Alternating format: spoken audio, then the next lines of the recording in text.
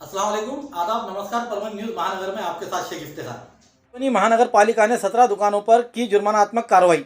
आज तारीख 3 मई सोमवार के रोज मनपा आयुक्त देवीदास पवार इनके आदेश पर सहायक आयुक्त अल्केश देशमुख इनके नियंत्रण में नाननपेट पुलिस थाने के पीआई कुंदन कुमार वाघमारे उसी तरह तिब्बतवाड़ इनके साथ मिलकर कार्रवाई करते हुए कच्ची बाजार, जनता मार्केट, शिवाजी चौक यहाँ के दुकानें खुली रखने पर परभनी शहर में महानगर पालिका के पथक ने 17 दुकानों पर हर एक दुकान से 5,000 रुपए का जुर्माना लगाते हुए 85,000 रुपए का जुर्माना वसूला। उसी साथ बिना मास्क के फिरने वाले 23 नागरिकों पर जुर्माना लगाकर 4,600 रुपए का जुर्माना वसूल किया गया और उन पर कार्रवाई की गई। मुख्य स्वच्छता निरीक्षक करण गायकवाड़, प्रशिक्षणार्थी स्वच्छता निरीक्षक विनायक बनसोड़े, मुकदम भीमराव लहाने, प्रकाश काकड़े आदि शामिल थे। परभनी की जनता को नमस्कार। मैं अविनाश कुमार एएसपी परभनी सिटी बोल रहा हूं। और कुछ लोग जो रोज़ा कर रहे हैं, जो रमज़ान के पाक महीने को मना रहे हैं, उनको आदाब, उनको अस्सलाम वालेकुम। और आप लोग अच्छे से मनाएं, मेरी शुभकामनाएं हैं उसके लिए, अच्छे से साजरा करें। बट साथ में ही जो मेरा अभी पर्पस है मेनली वो ये है कि कोरोना का काफ़ी भयावह माहौल चल रहा है। पूरे देश में देखें आप तो भारत में बोल रहे हैं कि दूसरा वेव आया है और ये बहुत ही ख़तरनाक है। हमारे डिपार्टमेंट के लोगों की जानें गई हैं। पूरे देश में देखो तो हर एक जगह लोगों को ऑक्सीजन नहीं मिल रहा, बेड नहीं मिल रहे हैं, इंजेक्शन के लिए ब्लैक मार्केटिंग हो रही है, पुलिस उस पर भी कार्रवाई कर रही है। ये पूरे देश का हाल है। और इस पूरे माहौल के बीच में हमें एक रोज़ा, रमज़ान, ये सारी चीज़ें जो साजरा करनी है, इन पूरे माहौल के बीच में करना है। तो इसलिए हमें काफ़ी सावधानी बरतनी होगी। अगर हम लोग परभनी की बात करें तो लगभग 700, 800, 1000 केसेस, उससे भी ज़्यादा केसेस एक दिन में आ रहे हैं, पॉजिटिव केसेस। और लगभग 20 लोग, 15 लोग ऐसे लोगों की डेथ हो रही है। तो आप सोचिए कि अगर 20 लोगों की डेथ हुई तो 20 फैमिली बर्बाद हो रही है। छोटे छोटे बच्चे हैं, उनकी डेथ हो रही है। एक फैमिली का कोई अर्निंग मेंबर चला गया तो उसकी पूरी ज़िंदगी का एक दुख रहता है कि कोरोना की वजह से जो आया है। और ये देखिए, एक जैसे भी आया हो, लेकिन हम लोगों पे ये विपत्ति, ये मुश्किल हालात आए हुए हैं। और इससे हमें, आपको, पूरी जनता को, प्रशासन को साथ मिल के डट कर लड़के इससे ऊपर आना है। और अल्लाह ताला से हमारी यही दुआ रहती है कि इसमें हमारी वो ज़रूर मदद करेंगे। अगर हम लोग उनके स्पिरिट को मानेंगे तभी ये मदद उनसे मिल सकती है। और इसलिए मैं जो अभी आज बताने वाला हूँ आप लोगों को कि 7 बजे से 11 बजे सुबह में छूट मिली हुई है। उसमें किराना की दुकान खुल सकते हैं, जनरल स्टोर जिसको बोलते हैं वो खुलेंगे, सब्जी भाजी ये मिल सकता है। तो आप उस टाइम जाके ख़रीदारी करिए, फल ख़रीद लीजिए। आप अपना रोज़ा के लिए, शहरी के लिए, इफ़्तार के लिए फल ख़रीदिए, जो ज़रूरी सामान है उनको ख़रीदिए। और 11 बजे के बाद मार्केट पूरा क्लोज़ डाउन होना है। बिना कारण फिरता है उस पर हम लोग स्ट्रिक्ट एक्शन लेंगे, क्योंकि बीमारी किसी को नहीं देख रहा, कोई उम्र नहीं देख रही। छोटे छोटे बच्चों को इस बार हो रहा है, यूथ की डेथ हो रही है। आपकी इम्यूनिटी स्ट्रांग है फिर भी डेथ हो रहा है उनका। हमारे पुलिस में जो स्ट्रांग लोग आते हैं उनकी डेथ हो रही है। तो ये कोई जात, धर्म, वय, एज कुछ नहीं देख रहा अभी का कोरोना। तो हम लोग स्ट्रिक्ट कार्रवाई कर रहे हैं। जस्ट आपको एक एग्जांपल देता हूँ, आप लोग सावधानी बरतिए कि के साथ मिलके, आरसीपी के साथ मिलके, मैं खुद भी था वहाँ, हमने शॉप्स पे कार्रवाई करी है और हैवी फ़ाइन किया है। ये फ़ाइन पुलिस को नहीं जाता है, हम नहीं लेते ये फ़ाइन म्यूनिसिपैलिटी को जाती है। उनके स्टाफ रहते हैं और उनके साथ फ़ाइन हो रही है। तो 5,000, 10,000 भी हमने फ़ाइन किया है जो रिपीट ऑफेंडर्स हैं, मना करने के बाद भी दुकान खोल रहे हैं। कोई पीछे से दुकान चला रहा है, कोई हाफ शटर करके चला रहा है, कोई कस्टमर को अंदर करके शटर गिरा रहा है। ये हमें देखिए पता है। आप जो भी हैं अगर दुकान चला रहे हैं तो हमें पता रहता है। हम लोग कभी थोड़ा इग्नोर करते हैं कि चलिए टफ़ टाइम है, लेकिन ये कब तक इग्नोर करेंगे? केसेस बढ़ते रहें तो हम अभी 1 सप्ताह इग्नोर करें, लॉकडाउन और 10 दिन बढ़ाना पड़ेगा। तो ये आम जनता को बहुत परेशानी हो रही है। आप ऐसे जो कानून, जो गाइडलाइंस हैं यहाँ पे 7 से 11 आराम से खोल के उसमें चलाएं। लेकिन अगर उसके बाद चलाते हैं, बिना कारण, बिना मास्क के फिरते हैं, तो कार्रवाई होगी। आज भी हमने 11 ऐसे शॉप्स पे कार्रवाई करी है जो या तो कपड़े बेच रहे थे या बिना कारण टाइम के बाद 12 बजे, 12:30 बजे तक दुकान खुला हुआ था, 60,000 70,000 रुपये से ज़्यादा की टोटल फ़ाइन करी है हमने आज।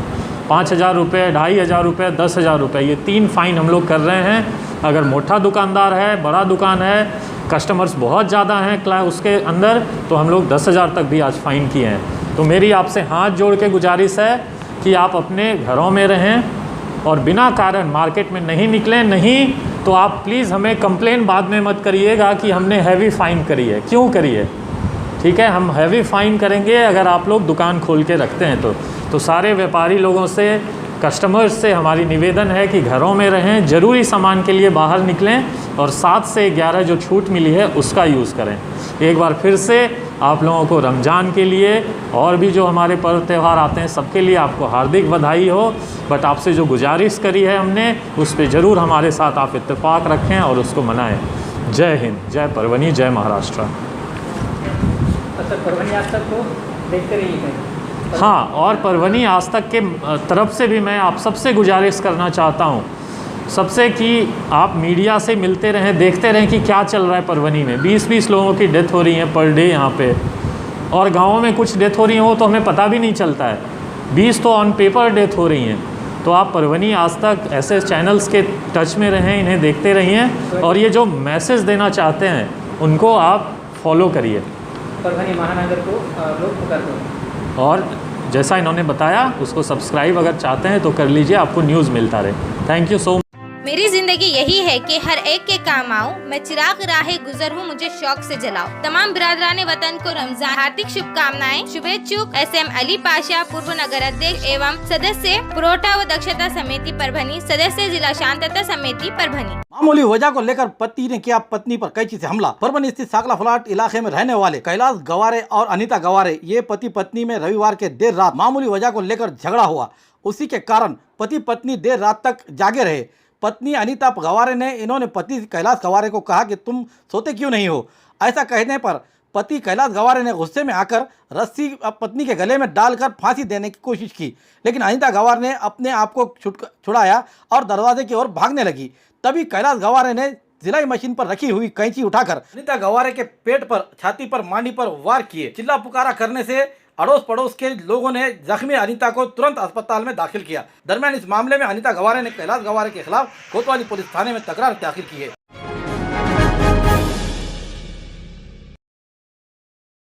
परभनी स्थित बदीना नगर में रहने वाले भारत कुशन वाले ख्वाजा खान, इनके पोते रेहान खान तहसीन खान उम्र 7 साल, इस नन्हे बच्चे ने 14 अप्रैल 2021 यानी रमज़ान के पहले रोज़े से रोज़े रखते हुए आज 20वें रोज़े को मुकम्मल किए हैं और आगे के भी जितने अल्हम्दुलिल्लाह रोज़े रहेंगे वो सभी रोज़े रखने की ख्वाहिश जताई है और पूरे महीने में रोज़े रखना चाहता है। शिद्दत की गर्मी में रेहान की इस हिम्मत पर परिवार के सभी रिश्तेदारों ने, इसी के साथ रिटायर वक्फ ऑफिसर शेख जिलानी और न्यूज़ परभनी महानगर के टीम ने रेहान को सराहते हुए मुबारकबाद देकर दुआओं से नवाजा है।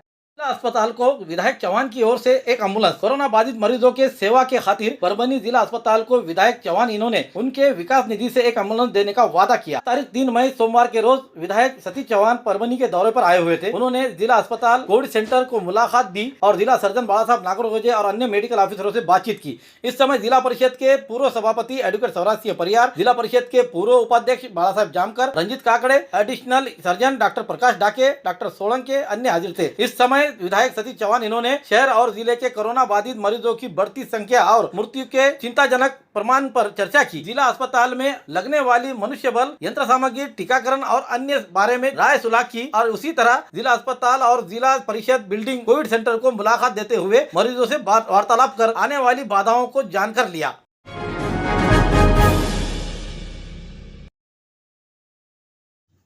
1.5-2 साल से हम देख रहे हैं कोरोना महामारी ने हाहाकार मचा रखा है। समूचे शहर ने, समूचे दुनिया में और हमारे हिंदुस्तान विशेषकर परभनी जिला और मराठवाड़े में खास तौर पर कोरोना का जो हाहाकार चढ़ा है ये हम आए दिन प्रेस नोट में देखा करते हैं और जनता को बताया करते हैं। लेकिन आज का एक दिन ऐसा निकला जिसमें कोरोना की पॉजिटिव जो संख्या है वो कम भी निकली और मरने वालों की तादाद भी कम निकली परभनी जिले में। इसके बावजूद यहाँ के जो कर्तव्यदक्ष कलेक्टर है दीपक मुंगड़ीकर, ये किस हालत से जुड़े हुए रहते हैं ये उन्हें ही पता। लेकिन परभनी के अलावा नांदेड़ और औरंगाबाद जिले में जहां पर सबसे ज्यादा कोरोना की पॉजिटिव की संख्या निकल रही है और मरने की तादाद भी निकल रही है, लेकिन वहां के कलेक्टर को सलाम क्यों कि उन्होंने 2 वक्त के टाइम वहाँ पर खोलने का समय दिया हुआ है, एक सुबह से लेकर 11 बजे तक और शाम में 4 बजे से लेकर 8 बजे तक। क्योंकि वहाँ के लोगों को, वो ऑफिसरों को ये महसूस है कि जनता को जीने के लिए कारोबार के अंदर थोड़ा सा कारोबार भी कराना जरूरी है और उनको अत्यावश्यक चीज़ों को खरीदने के लिए समय भी देना जरूरी है। ये ऐसा लगता है वहाँ के अधिकारियों को मालूम है, शायद यहाँ के पता नहीं। अब इस पर हम एक बात करके बताएंगे कि जब आज हमारी टीम ने कोरोना के इस महामारी में जायजा लेते हुए निकले हम कि यहाँ के फकीर जो पिछले कई सालों से जिस जगहों पर मांगते हैं वो फकीर आप जिंदा है या नहीं, या उन्हें कोरोना का चपेट में चले गए। इस बारे में जब हमारी टीम ने जब जायजा लिया, जाकर हमने देखा कि दरगाह रोड स्थित और शनि मंदिर इन जगहों के अलावा जहाँ चांदशाह वाली दरगाह है, उस ऐसे जहाँ पर जो मुर्शिद और फकीर और जो भीख मांगे बैठते हैं, भीख मांगने के लिए बैठते हैं जरूरतमंद वाले, ऐसे जगहों का जो हमने जो जायजा लिया, कई सालों से बैठते थे, दरगाह रोड में हो गए, दरगाह रोड पर हो गए या दरगाह के अंदर भीतर हो, इन जगहों पर जब हमने जायजा लिया तो वो जो लोग कई सालों से मांग रहे हैं आज भी वहां पर मांगते दिखाई दे रहे हैं। हमें देख के अचंभा हुआ कि इन लोगों के चेहरे पर ना मास्क था, ना कोई सैनिटाइजर था, ना ही कोई दूरी दिखाई। दूरी तो दिखने का सवाल ही नहीं उठा, क्योंकि जब एक व्यक्ति वहां पर कुछ दान देने के लिए आ रहा है तो तमाम 4-5 ये मांगने वाले जगहों पर जमा हो जा रहे हैं और मांगने के लिए खड़े हो जा रहे हैं। अब रही बात कि कोरोना के भीतर जो कर्फ्यू लगाया हुआ है तो ये लोग यहाँ पर कौन देने के, इनको दान शुल्क कौन दे रहे होंगे। लेकिन जो लोग रास्ते से जरूरतमंद जो जा रहे हैं वो लोगों से अपेक्षा है और वो लोग ये समझ रहे हैं कि जो दान दिया जाता है, दान से ही हमारे जीवन में बहुत कुछ बदलाव आता है। उन लोग हमारे शनि मंदिर के पास मांगने वाले लोग बैठा करते हैं और वहाँ पर उनकी जो उनको आमदनी मिलती है वो आमदनी पर वो खुद के लिए भी खाते हैं और उनके लिए देखा है हमने कि उनके पास ना कोई सफाई का मामला है ना किसी प्रकार का। अब हम जब कोरोना के अंदर हमने जब कोरोना के सेंटरों पर जाकर जायजा लिया तो हमें ऐसा दिखा जहाँ पर एसी में बैठते लोग या सामान्य नागरिक, इन पर कोरोना का हाहाकार मचा हुआ है, इनको चपेट में लिया हुआ है। और इसकी वजह बात यह है कि आज के पोजीशन में सर्दी जुकाम का भी मामला होता है तो परवनी जिले के तमाम कोविड सेंटर छोड़ो या फिर तमाम दवाखाने ऐसे पकड़ लिए हैं कि उन्होंने दूसरे इलाज के लिए तैयारी नहीं, सिर्फ जो भी पेशेंट आता है उसके लिए कोविड का जो तो टेस्ट किया जा रहा है आरटीपीसीआर। अरे पहले के जमाने में जुकाम, खांसी, निमोनिया जैसे बीमारियां यही पीरियड में आया करते थे, यही महीने में आया करते थे और हर पीरियड का मौसम होता है। उसी तरह हर मौसम में तब्दीलियां आने के बाद इंसान के शरीर में भी तब्दीलियां आती है, उससे बुखार भी आता है, जुकाम भी आता है। लेकिन हम हमारे जनता को ये आगाह कराना चाहते हैं कि आप कोरोना के डर से ना बैठे और घर से घबरा कर ना रहे, ताकि आपको ऐसा महसूस हो कि थोड़ा सा जुकाम आ गया, खांसी आ गया। हमारे तमाम लोग लीडर आकर कह रहे हैं कि थोड़ी सी आने के बाद आप घर में बैठ के इलाज ना करें, तुरंत डॉक्टर को बताएं और जो तो उसका इलाज कराने की कोशिश करें। लेकिन उसके पहले फीवर क्या है देखिए कि कोरोना के फीवर क्या है और जुकाम, खांसी, निमोनिया के फीवर क्या है। इसके ऊपर थोड़ा सा हमारा जो काढ़ा, इन चीज़ों को जो इलाज किया जाता है, ये हमारे घरेलू नुस्खे इस्तेमाल करते हुए अपने जीवन को बचाए, अपने परिवार को बचाए, अपना पैसा भी बचाए। क्योंकि आज के हमारे परवनी शहर के अंदर एक सोशल मीडिया पर एक वायरल हुआ है वीडियो, उस पर कहा गया है कि आज के माहौल में जो डॉक्टर अब ये आने वाले समय में आने वाले पूर्वजों में भी ये याद रखे कि उन्होंने जो आज जो लूट कर रहे हैं, जो मरीजों को कोरोना के नाम पर जो लूट रहे हैं, इन्हें भी मरना है। इन्हें मरने के ऊपर इनको जो हिसाब दिया जाएगा ये बहुत सख्ती का हिसाब होगा, ताकि जो मरीज जो आज इंसान कौन से हालत से गुजर रहा है, अपने पाई कर जीवन की जो पैसी पूंजी कमा रहा है, ये एक बेड की इधर शासन की तरफ से बताया जा रहा है 4,000-5,000 रुपये बेड की कीमत और ली जा रही है 7 से 8,000 रुपये। उसके साथ मेडिसिन लगाया जाए तो 15 से 20,000 तक एक व्यक्ति को, एक पेशेंट को जो तो एक दिन का खर्चा आ रहा है। और तमाम खर्चों को देखा जाए तो 14 दिन के हिसाब से एक पेशेंट से कम 70 से 75,000 और ज्यादा से ज्यादा 1.5 लाख तक लूट की जा रही है। लेकिन उन अस्पतालों को देखेगा कौन? क्योंकि जो मुखिया ही हमारे पास करप्टेड है तो फिर जाएंगे किसके पास? लेकिन जो ऊपर वाले के पास जो देर है अंदर नहीं है, ये बात जो कही जाती है। आज दुनिया में भी हम देख रहे हैं जो लोग लूट मार के जो दान को लूट दे नहीं सकते, वो लोग किस तरह हालत में परेशान दिखाई दे रहे हैं। हमारा कहना यही है दर्शकों से कि आने वाले दिनों में अपने दान को बढ़ाए और जो लोग आज हम इनसे सबक सीखे, जो फकीर मांगने वाले जो कई सालों से जहां पर बैठ के मांग रहे हैं और उन्हें कुछ नहीं होता है, तो फिर हमें किस तरह कोरोना घेर रहा है। हम तो सब चीजों का इस्तेमाल कर रहे हैं, सैनिटाइजर का इस्तेमाल कर रहे हैं, मुंह को मास्क लगा रहे हैं और उसके साथ सोशल डिस्टेंसिंग भी रख रहे हैं। इसके बावजूद भी हमें कोरोना घेर कर हमें कोरोना के नाम पर डराया जा रहा है। इसलिए हमारी जनता से अपील है कि आप ना डरे। हाँ, फीवर हो सकते हैं, उन फीवर को देखकर निजी डॉक्टर को बताएं और ज्यादा से ज्यादा घरों में ही रहे, सोशल डिस्टेंसिंग का इस्तेमाल करें, ये बेहतर रहेगा। और अपने घर पर ही इलाज की जो है तो नुस्खे इस्तेमाल करें। अल्हम्दुलिल्लाह हमारे इस्लाम में ये बताया गया, हमारे हुजूर ने बताया है कि कलौंजी सब बीमारियों का इलाज है। और हम ये कहेंगे कि हर व्यक्ति अपने घर पे कलौंजी रखे और कलौंजी का चुटकी भर का इस्तेमाल करे, ताकि हमें हमारे ज्यादा पैसे जाकर लूट मार ना मचे।